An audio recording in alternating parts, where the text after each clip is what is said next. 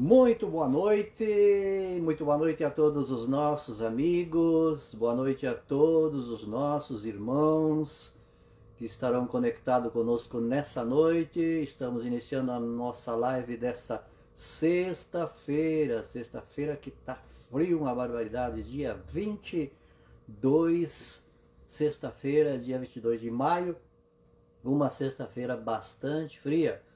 Vão entrando aí, vão se conectando conosco, escrevam para nós, compartilhe. Daqui a pouco nós também estaremos no YouTube. Compartilhe, se inscrevam no canal, deixem aí os seus comentários, para que, qual o propósito, qual o objetivo? Que a palavra seja anunciada, que a palavra seja levada aos corações, às vidas de todas as pessoas. Estamos nesse dia bastante frio em Caxias do Sul, mas com certeza Deus está abençoando grandemente a todos. Nessa noite nós vamos falar de um texto da palavra de Deus que se encontra em Tiago, né? Nós estamos estudando a carta de Tiago, e então nós estamos hoje no capítulo 5 do versículo, vamos recorrer ao capítulo 5 do 7 ao 12, versículo 7 ao 12. Nós estaremos então mencionando, falando, estudando essa porção da palavra do nosso Deus, capítulo de número 5, do versículo 7 ao versículo 12. Certo? É que nós vamos então comentar nessa noite aqui em Caxias do Sul, um dia frio, né? E repetindo, escrevam para nós, escrevam para que então possa ser divulgado a palavra do nosso Deus, né? Que a palavra do nosso Deus seja divulgada, seja anunciada. Vamos ler o texto que nós vamos então comentar nessa noite. Então é Tiago 5, do versículo 7 ao versículo 12, que diz assim: Sede, pois, irmãos, paciente até a vinda do Senhor. Eis que o lavrador espera o precioso fruto da terra, aguardando-o com paciência, até que receba a chuva temporã e seródia. Sede vós também paciente, fortalecei o vosso coração, porque já a vinda do Senhor está próxima. Irmãos, não vos queixeis uns contra os outros, para que não sejais condenados. Eis que o juiz está à porta. Meus irmãos, tomai por exemplo a aflição e paciência os profetas que falaram em nome do Senhor. Eis que temos por bem-aventurados que sofrem. Ouviste qual foi a paciência de Jó e viste o fim que o Senhor lhe deu? Porque o Senhor é muito misericordioso e poderoso. Mas, sobretudo, meus irmãos, não jurei nem pelo céu, nem pela terra, nem façais qualquer outro juramento, mas que a vossa palavra seja sim, sim, não, não, porque não, para que não caia em condenação. Muito bem, esse é o texto que nós vamos então estudar nessa noite, que vamos mencionar para que nós possamos então aprender um pouco mais do que Tiago tem para as nossas vidas nessa noite. Vejam que primeiramente Tiago, depois de ter, vamos dizer assim, chamado a atenção dos ricos, aí no capítulo 5 do primeiro ao versículo 1 ao versículo 6, ele chamou a atenção aqui dos ricos, né, dando aqui um puxão de orelha aos ricos que estavam acumulando riqueza com dinheiro dos trabalhadores, que eles estavam então, vamos dizer aqui, que estavam negando o pagamento integral daqueles trabalhadores que trabalhavam na sua seara, na sua terra, que eles estavam então sendo lesados, né? Esses trabalhadores estavam sendo lesados e esses donos de terra estavam enriquecendo.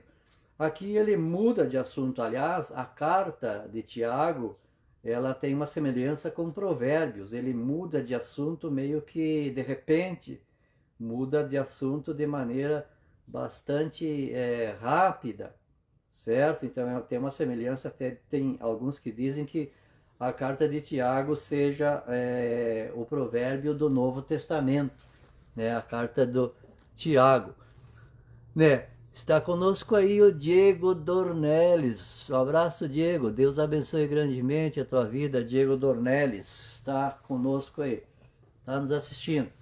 Muito bem, então, conforme nós estávamos falando, a carta de Tiago ela tem uma semelhança com provérbio. Veja só que no capítulo 5 ele estava então falando inicialmente dos ricos, da maneira errada de conquistar as suas riquezas, e depois, a partir do versículo 7, ele passa a falar sobre a esperança, a paciência na esperança de quem espera a vinda do Senhor Jesus. Eles estavam ansiosos pela vinda do Senhor Jesus, mas ele traz a recomendação de que haja paciência. Depois, no versículo 10, ele passa para um outro assunto. Versículo 12, ele passa para um outro assunto, dizendo que para os irmãos não jurarem de maneira injusta, de maneira incorreta, ou seja, depois nós vamos ver como que isso se descreve. E depois, no versículo 13 em diante, ele fala sobre quem está aflito, quem está contente, quem está aflito ore, quem está contente cante, e assim ele faz mudança bem rápida dos assuntos dentro de um período curto de versículo. Mas para o dia de hoje, para a noite de hoje, nós vamos analisar aqui o versículo 7 ao 12, que diz assim. Vamos analisar primeiro o versículo 7. Sede, pois, irmãos, pacientes até a vinda do Senhor. Eis que o lavrador espera paciencioso o fruto da terra, aguardando-o com paciência até que receba a chuva temporã e seródia. Muito bem, então aqui ele pega, digamos assim, o exemplo da agricultura para fazer uma metáfora, para fazer aqui uma analogia sobre a espera que nós precisamos ter para a vinda do Senhor Jesus. O assunto aqui é a vinda do Senhor Jesus. Ele chama a atenção e diz: vede, pois, irmãos, sede paciente, ou melhor, sede, pois, irmãos, paciente, até a vinda do Senhor. E aí ele usa o lavrador, né? O que o lavrador faz? O lavrador, ele semeia a semente, ou ele planta as mudas, como quer que seja, né? Porque hoje não é só a semente, mas é a muda também, e espera o tempo para produzir o fruto. Tem um tempo adequado para que o fruto venha a ser produzido. No caso da semente, se joga a semente no solo e depois disso a semente vai ter que germinar, vai nascer a planta e depois de um tempo, de um período, cada planta tem seu período para que venha então produzir, para que venha então dar fruto. Então ele diz que também a nossa espera pelo Senhor Jesus, ele dá aqui então, usando uma metáfora semelhante a então a planta que é semeada e depois que ela vai produzir fruto. Então temos que ter paciência. O agricultor, aquele que planta na terra, ele espera e ele não cogita a possibilidade de plantar hoje e colher amanhã. Ele sabe que, vamos usar o termo assim, tem um período de carência para que essa semente venha germinar, a planta vir crescer e depois produzir fruto. Então ele espera.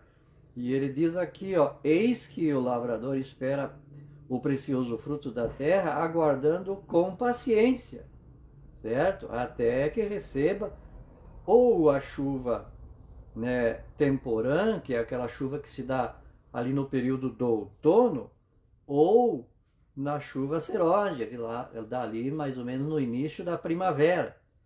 Então, tanto com relação a uma chuva como a outra, o agricultor semeia a semente para depois vir o fruto.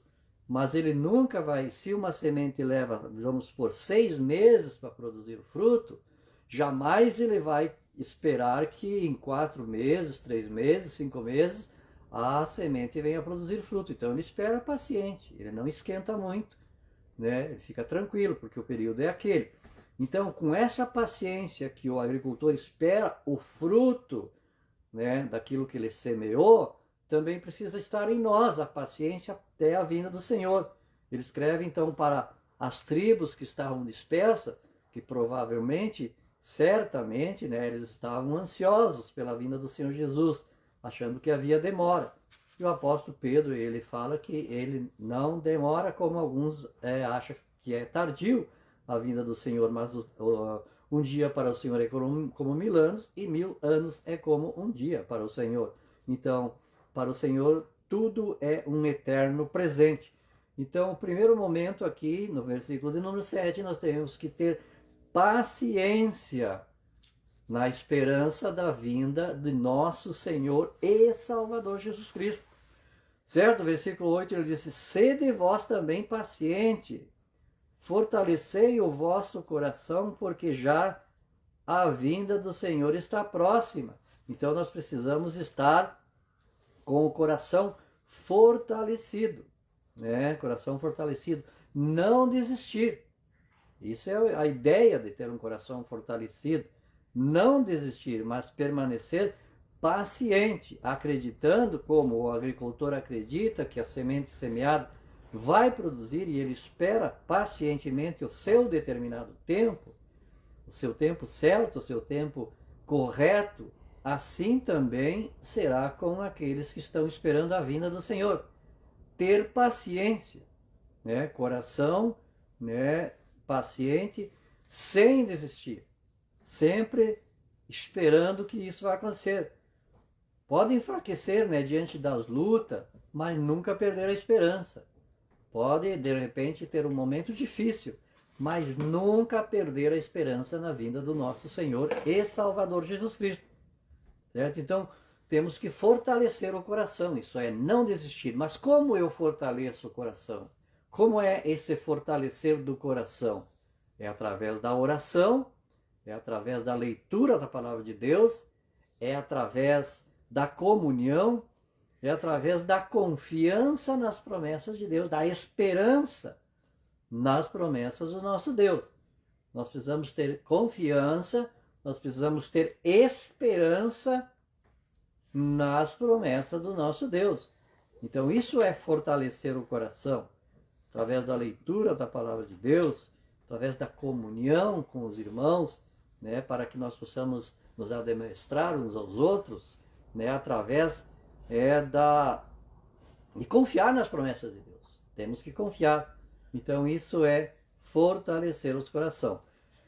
Depois ele diz assim, irmão, não vos queixeis uns contra os outros, para que não sejais condenados, eis que o juízo está à porta. Isso é, diante dos problemas, diante das dificuldades do dia a dia, nós não devemos nos queixar aos outros, reclamando que daqui a pouco a culpa não é minha, não é pelo...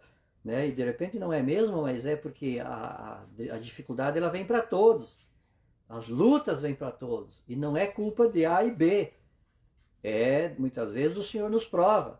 No início da carta, o escritor Tiago, no início da sua carta, ele coloca que nós não devemos nos abalar com as provações.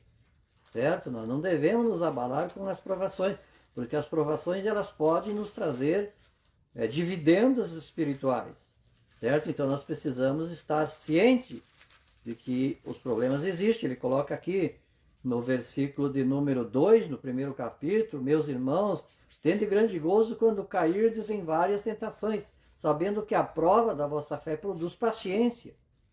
Então, quando nós estivermos diante de problemas, diante de dificuldade, não devemos culpar os outros. Devemos enfrentar as nossas dificuldades, as nossas lutas, sem culpar a ninguém, porque diz assim, para não ser condenado, para que não sejam condenados. Porque ele diz aqui, eis que o juízo está à porta. Então, quando não dá certo as coisas na nossa vida, nós não devemos culpar. Pode ser que Deus esteja nos provando. E repito que ele diz aqui no versículo 2 de 3 do capítulo 1. Meus irmãos, tende por grande gozo quando cairdes em várias tentações. Não é algumas, em várias. Sabendo que a prova da vossa fé produz paciência. Então, não devemos culpar os outros. E no versículo 10, ele diz assim, meus irmãos, olha como ele chama a atenção. Versículo 7, sede, pois, irmãos. Versículo 9, irmão, não vos queixeis. Versículo 10, meus irmãos. Ele estava falando assim com muito amor. estava exortando em muitos momentos, mas para irmãos. Então, quando nós tivermos que exortar alguém que está errado, temos que exortar com amor e como a irmãos. Irmãos, tomai, por exemplo, aqui ele está falando do exemplo da paciência dos profetas, da perseverança dos profetas, que passaram por situações gravíssimas, né? Situações muito graves, situações em que, digamos assim, estava além das forças humanas. Meus irmãos, tomai por exemplo, aqui nós vemos os exemplos, e nós vemos dois exemplos. O exemplo, primeiramente, versículo 10 dos profetas, e o versículo 11 de Jó. Vamos analisar aqui dos profetas. Meus irmãos, tomai, por exemplo, a aflição e paciência os profetas, que falaram em nome do Senhor. E aí nós vamos ver que temos aí um Jeremias, que foi rejeitado, que sofreu horrores, mas permaneceu firme, né? Nós temos aí um Elias que foi perseguido, né? Sofreu perseguição, né? Teve que fugir. Nós vemos aí um Isaías que teve oposição, diz a história que ele foi cerrado pelo meio, mas não desistiram, não abandonaram a fé, permaneceram servindo ao Senhor, permaneceram servindo ao Deus eterno, permaneceram servindo aquele que é o Senhor das nossas vidas, e não desistiram em nenhum momento, não desistiram em nenhuma situação, mas serviram com alegria, serviram com dedicação.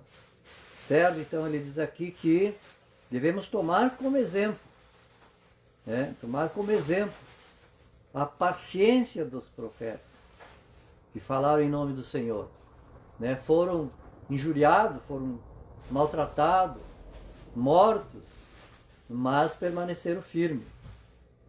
Versículo de número 11, nós temos aqui então o exemplo de Jó. Eis que temos por bem-aventurados que sofrem. Bem-aventurados que sofrem. Jesus já falou lá no Sermão do Monte. Bem-aventurados que sofrem, né? Então é bem-aventurado. Vamos ver se nós encontramos aqui o capítulo 5 das bem-aventuranças que Jesus trouxe, né? Capítulo 5. Então também Jesus falou que é bem-aventurado aquele que passa por dificuldades por amor ao nosso Deus. Bem-aventurado os que sofrem.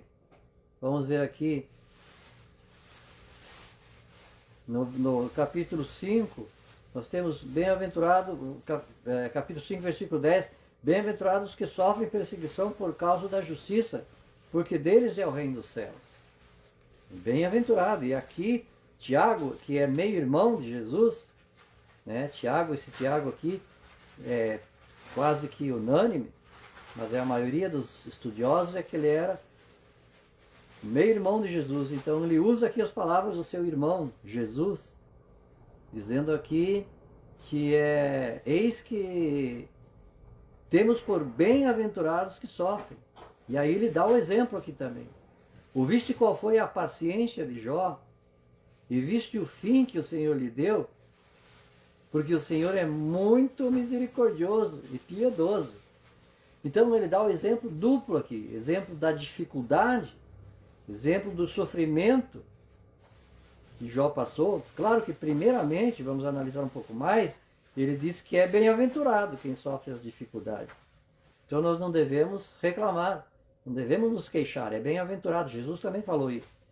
E depois, quando ele usa o exemplo de Jó, ele usa o exemplo de maneira dupla, vamos usar o termo negativo, porque sofreu, perdeu seus bens. A história de Jó é muito longa, né? Não vamos descrever aqui, mas perdeu todos os seus bens materiais, perdeu seus filhos, perdeu seus funcionários, né? Perdeu todos os seus bens. E então esse é o primeiro ponto. Mas depois ele coloca o lado positivo aqui. E viste o fim que o Senhor lhe deu, viste o fim que o Senhor lhe deu, restituiu o dobro, Jó. Restituiu o dobro. Então é isso que nós precisamos ter em nossa mente, que as dificuldades, que os problemas que possam acontecer em nossas vidas não devem nos abalar, porque o Senhor está no controle de tudo. O Senhor está no controle das nossas vidas. E o Senhor nunca se perde nos seus desígnios. O Senhor nunca erra os seus planos. Então nós devemos, qual é que é a nossa parte? O que toca a nós fazer? Nós servimos com alegria ao Senhor, independente das situações, se com dificuldade ou sem dificuldade.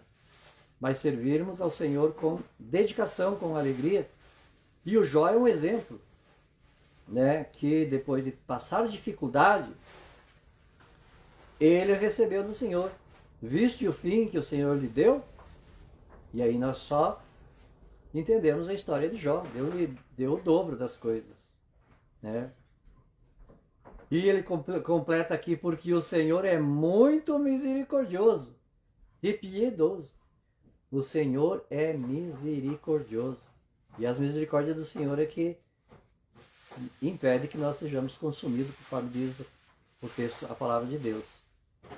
Certo? Então é isso que nós precisamos colocar na nossa mente, colocar no nosso coração. Né? Primeiramente, esperar o Senhor com paciência. Esperar o Senhor com paciência.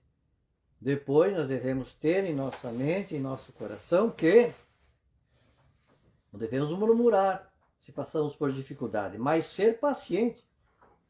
Assim como foram pacientes os profetas e como também foi paciente Jó, apesar de todos os seus problemas e todas as dificuldades. Apesar da grande dificuldade de Jó em especial, ele teve paciência e o Senhor mudou a sua sorte. Muito bem, vamos para o versículo de número 12. O último versículo já entra em outro assunto. Mas sobretudo, meus irmãos, não jurei, nem pelo céu, nem pela terra, nem façais qualquer outro juramento, mas que a vossa palavra seja sim, sim, e não, não, para que não caiais em condenação. O que acontece? Naqueles tempos lá, era preciso que alguém fizesse um juramento para dizer que iria cumprir a sua palavra. Para dizer que ia cumprir a sua palavra, então eles juravam, faziam esse juramento. O que isso denota? O que isso significa? O que isso quer dizer aqui no texto? É que quando a nossa palavra, ela é, vamos dizer assim, quando o nosso trato, melhor dizendo, quando o nosso caráter de ser honesto, de ser sincero em nossas palavras, de ser sincero em nossas atitudes, em ser sincero em tudo que nós fazemos, não precisa jurar. Não precisa juramento. O que nós dissermos vai ser uma autoridade, vai ser um documento, as nossas palavras têm crédito. Então não precisa jurar. Não precisa juramento. Aqui havia juramento. Mas o que Jesus está dizendo, depois nós vamos ver lá no capítulo 5 também, que Tiago está falando, também aqui, coincidentemente, no capítulo 5, versículo 12, é que não precisa ser juramento. Quando a gente é conhecido como pessoas honestas, a palavra basta. O sim basta. E o não também basta. Certo? Então não precisa jurar. Certo? Mas foi essas palavras que Jesus também falou em Mateus 5, 37.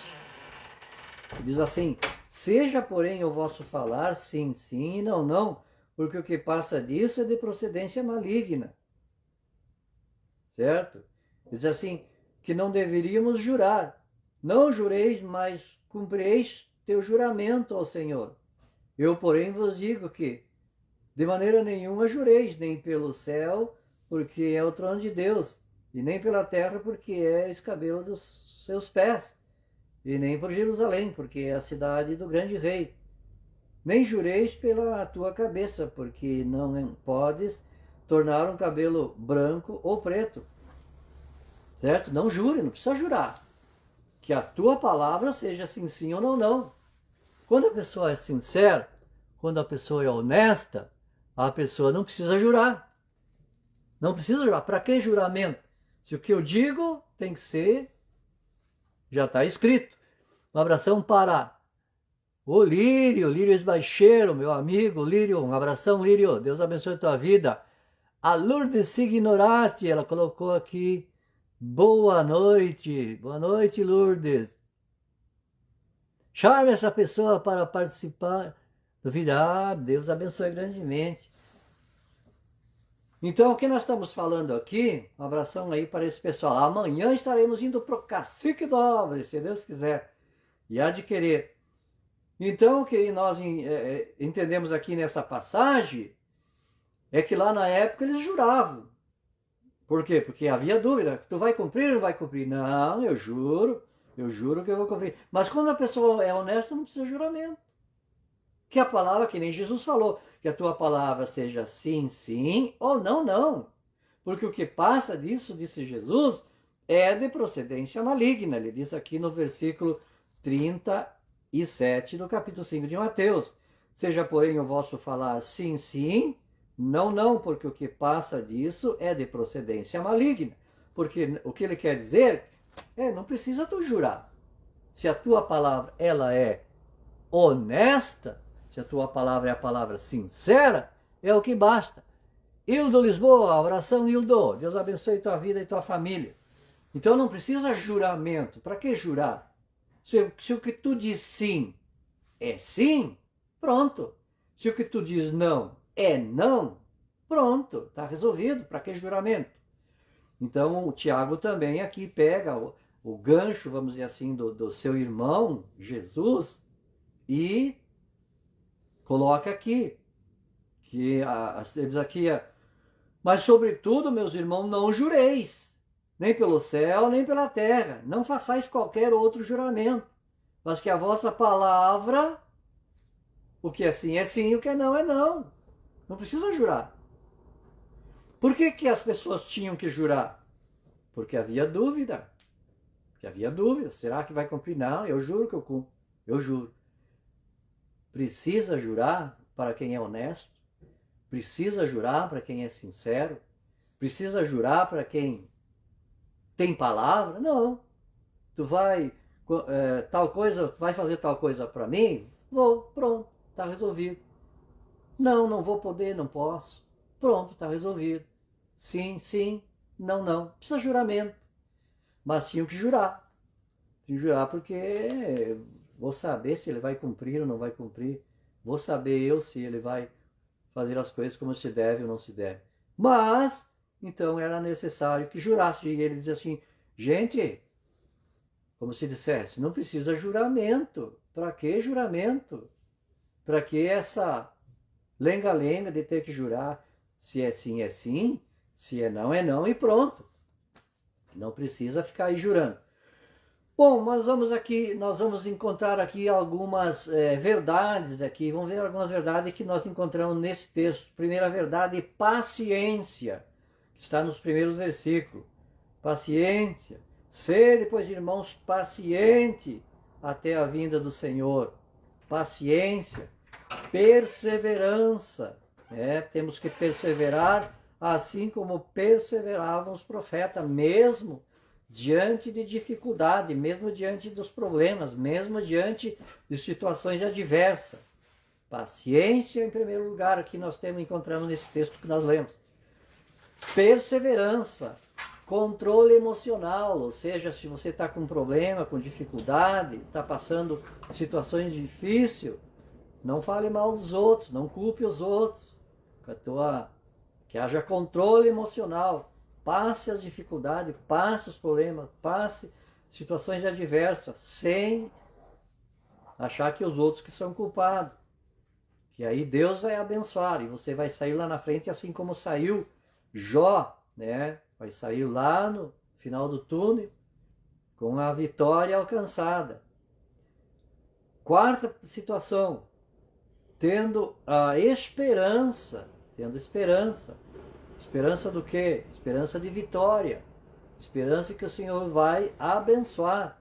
Esperança que o Senhor é justo para cumprir as suas promessas, esperança que o Senhor Jesus voltará, esperança que tudo vai dar certo. E por fim, quinto lugar, sermos íntegros, certo? Sermos íntegros. Ou seja, por que sermos íntegros? Porque se nós formos pessoas íntegras, não precisamos jurar. Se nós somos íntegros, nós não precisamos jurar. Aí a nossa palavra, ela tem valor. Daí o sim é sim e o não é não. Então esse é o aprendizado de hoje, da carta de Tiago, capítulo 5, do 7 ao 12. Tiago 5, 7 ao 12. Que Deus possa abençoar grandemente a vida de todos com essa palavra. E na próxima lição, não sei se domingo ou se sexta próxima, nós vamos falar então do versículo 13 até o 18, para encerrar a carta de Tiago, do 13 ao 18. Que Deus abençoe a todos que estiverem aí conectados conosco. Repetindo, compartilhe essa live. Daqui a pouco nós vamos estar compartilhar no YouTube. E também se inscreva no canal do YouTube, Atanagildo Lopes, ou Atanagildo Lopes de Abreu. Vocês vão nos encontrar lá no YouTube. Certo? Deus abençoe grandemente a vida de vocês, grandemente, né? E que Deus recompense a vida de todos. Queremos abraçar a todos que estavam conosco aí, o Lírio, o Hildo, a Lourdes Signorati, também, deixa eu ver quem mais estava conosco aí, o Diego. Deus abençoe grandemente, e aqueles que ainda vão ouvir no YouTube também, se inscrevam no canal e compartilhem. Escrevam para nós. Deus abençoe a todos. Vamos orar e vamos encerrar em nome do Senhor Jesus. Deus eterno, santo e poderoso, abençoe a todos os nossos amigos, a todos os nossos irmãos, e que essa palavra possa fazer morada no coração, possa fazer morada na vida, possa fazer morada em todos os meus amigos, em todos os meus irmãos, aqueles que estão acompanhando, aqueles que irão ouvir e também aqueles que estarão, Senhor Deus, futuramente ouvindo pelo YouTube. Deus abençoe grandemente, hoje e sempre. Amém e amém, Senhor. Deus abençoe a todos. E viva Cristo, Senhor nosso, em cada vida e em cada coração. Deus abençoe grandemente, em nome do Senhor Jesus. Amém.